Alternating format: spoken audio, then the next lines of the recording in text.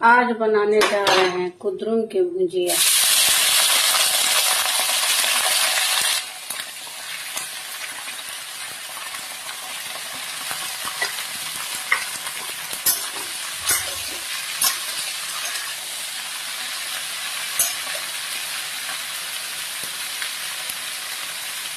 इसमें थोड़ा सा हल्दी डालेंगे,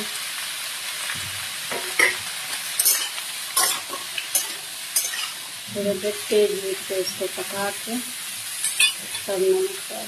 ये बन चुका है गाइस कुद्रुन का भुजिया। रोटी और भुजिया और करारी करारी रोटी